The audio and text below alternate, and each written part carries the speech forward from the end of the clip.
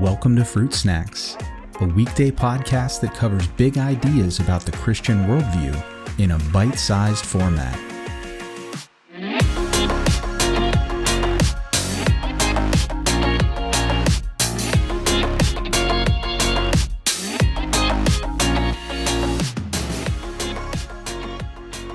Hey everyone, today we're looking at Proverbs 5. And it's a somewhat lengthy proverb. It's into the 20s as far as verses go. So I would encourage you to pause, go ahead and read it now. Fair warning, this proverb gets into a little bit of spicy language because of the word picture and the metaphor that this proverb is painting as it pertains to wisdom versus folly. So if you want, go ahead and pause now. You can read it. And I'm just going to assume that you're back and that you are all caught up.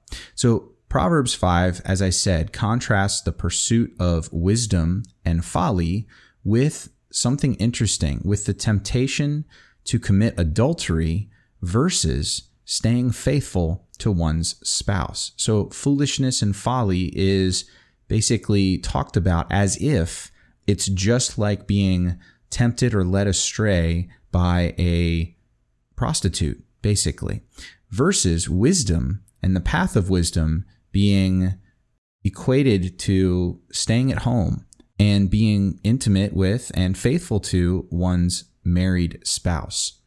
So without going into too much detail on the language that's used here, I just want to make a few observations, generally speaking.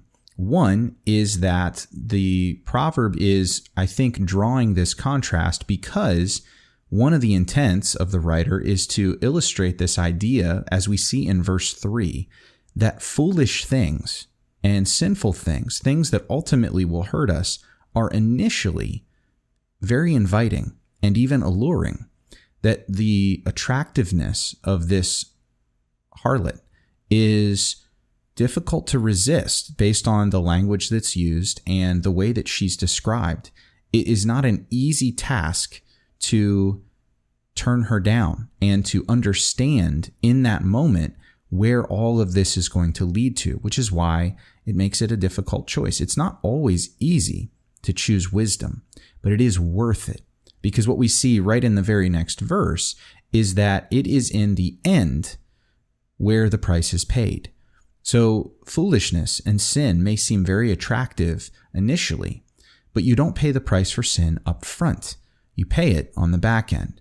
And this reminds me of something that the late Ravi Zacharias said on the difference between legitimate and illegitimate pleasures when he was talking about the pursuit of pleasure from a Christian perspective.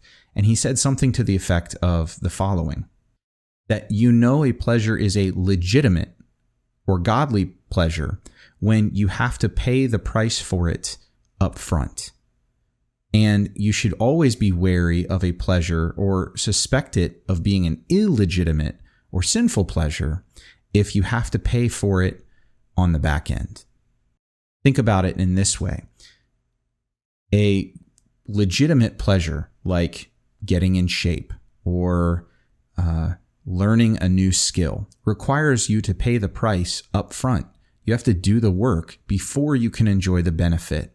You have to put in the time, put in the sweat, put in the study and the commitment before you attain the result.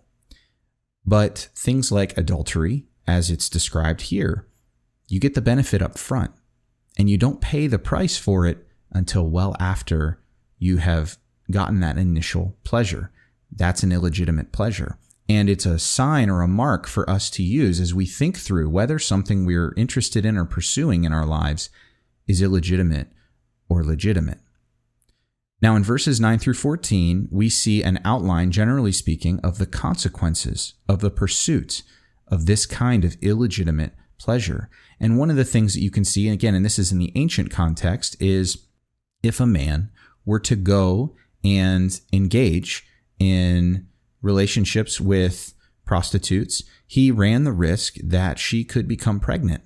And this is one of the ways, or one of the senses in which we can see how the writer talks about having your inheritance, your wealth, your strength stolen by foreigners or stolen by those you don't know. If you go and start a side family, now in the ancient context, part of your inheritance goes to them.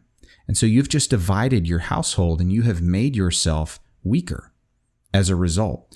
And so these are the kinds of things that are being talked about. But the idea here is that the pursuit of more than what you have because you're discontent or because you are engaging in a sinful temptation or giving into a sinful temptation, the pursuit of that thing, because of what it is, because it's foolishness, will always lead, rather than having more, to actually having less. And we see this in verses 9 through 14. You wanted more than what you had and what you rightfully had already.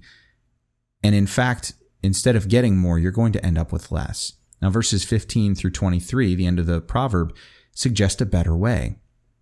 And again, I won't reiterate the language here because it can be graphic for some, but the idea of what's being described here is that rather than do this, rather than go away and commit yourself to following after this temptation, this sinful desire, commit yourself to what God has already given you. Commit yourself to what you have, which is a good thing, and be content with it. And what we see here is, as opposed to the pursuit of folly and foolishness, that commitment and contentment actually leads to great gain. So I hope this is encouraging and challenging for all of us as we think through what we are pursuing in our lives. And I will look forward to seeing you back here tomorrow for another episode of Fruit Snacks.